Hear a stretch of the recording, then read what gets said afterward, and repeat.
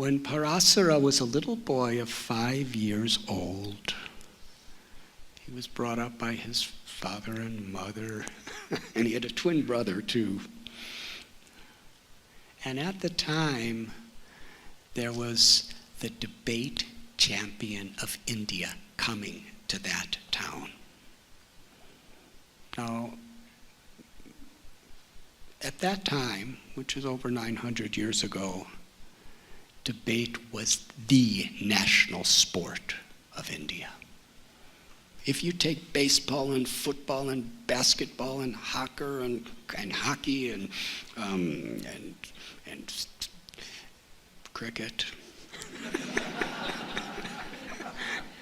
put them all together, they don't equal the popularity of debate in those days.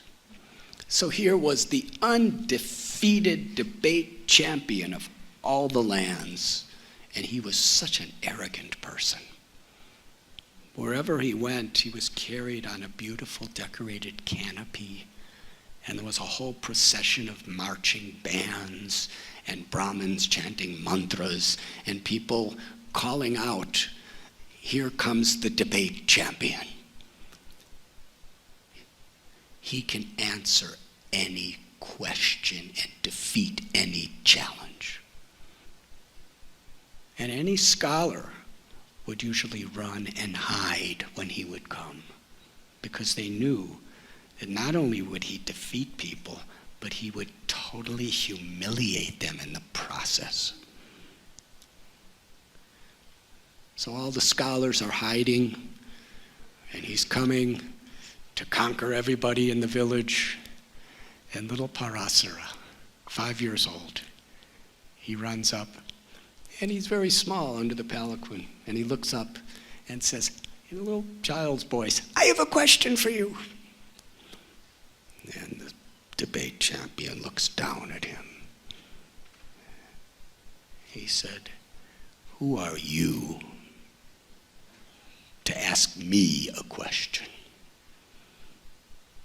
The milk from your mother's body is still on your lips. Get out from here."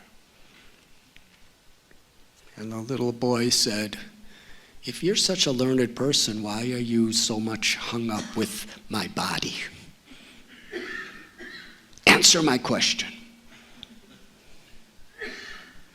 And the man said,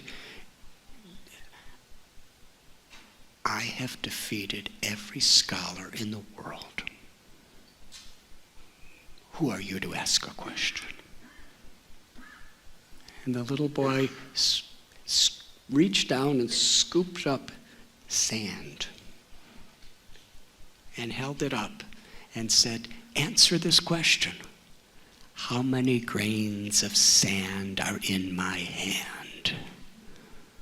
He was not expecting a question like that. He was speechless. He didn't know what to say. And meanwhile, a whole crowd of people came around, and they were all looking at him. His reputation was on the line, and he was speechless. Suddenly, all of his ability to speak just went away. Because that boy had no ego, because he had such a pure heart, it affected him. And then the little boy said, "My dear sir, a person with good qualities is like a tree with many fruits. Because of the heaviness of the fruit, the tree is very happy to bow down to others. But a person who has no good qualities thinks himself better than everyone." He said, "If all of your knowledge does not create humility, respect for others, and love for God, then it is as worthless as this handful of sand." And then he took the sand and he threw it. The man came off his palanquin and bowed before the child and said, I accept you as my teacher, my guru. My whole life has been in the wrong direction. Many years later, Parasara had another student. And he asked him, what is the qualities of a person who truly knows themselves? What are the qualities of an enlightened being? And Parasara was such a humble man. He said, it takes somebody on that platform to really answer your question. This is the guru speaking.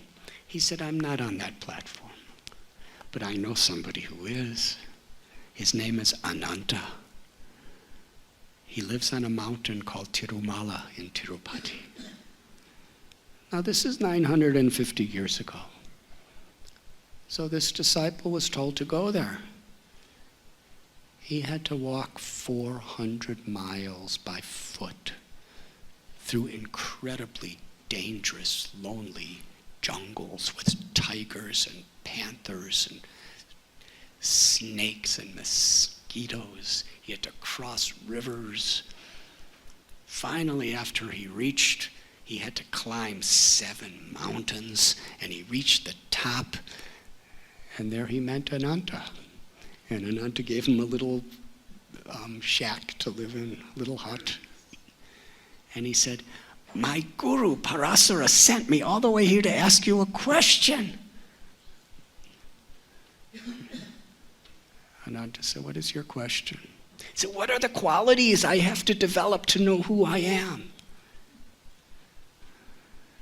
Ananta said, let me think about it and answer you later. 6 months passed. He didn't say another word about it. He's just waiting for the answer. He was attending so many classes. He was doing seva or doing services. He was doing so many things during that 6 months, waiting for the answer. And at a certain time, there was a big festival that Ananta was having, because this place was really the wilderness at that time. Today it's Tirupati. Millions of people come there every year. But at that time it was a lonely jungle. And Ananta said, help to feed all the people that are coming. So this student, he fed thousands of people. The first batch. And after he served everyone in the first batch, he sat down to eat, and Ananta said, please serve the next batch. So he put his plate aside and served the second batch. He sat down to eat. Third, fourth, fifth. Finally, it was late at night. The entire festival field was completely empty, and he sat down to eat. Hadn't eaten all day. And when he was about to take his first bite, Ananta came. Do you like the story so far? Ananta said, if I remember, you have a question for me. That was about 6 months ago. He said, yes. He jumped up. He said, what are the qualities of a person who's truly enlightened?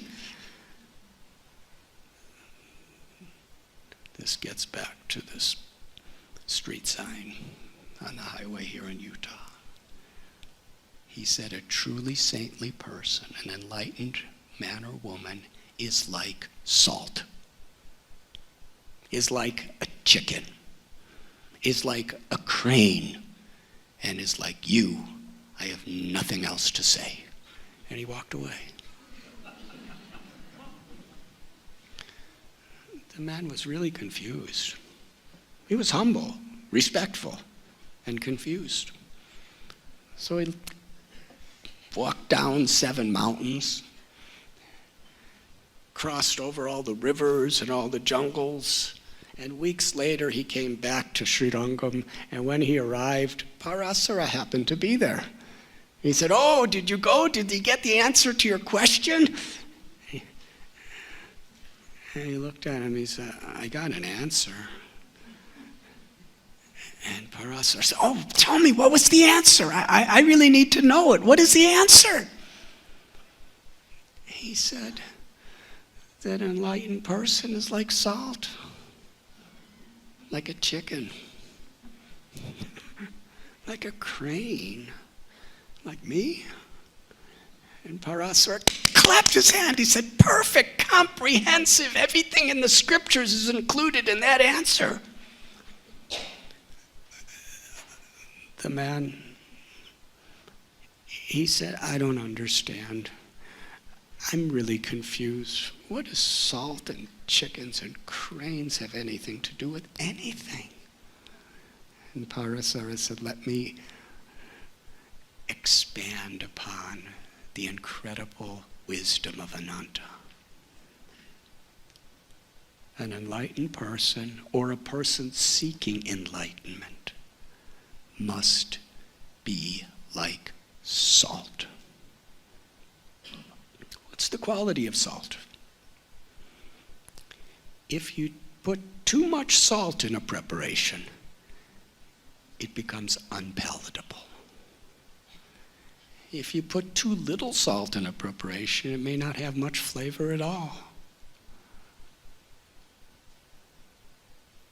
To make a preparation really satisfying, there has to be a proper balance of salt. And similarly, a person truly seeking truth must be balanced.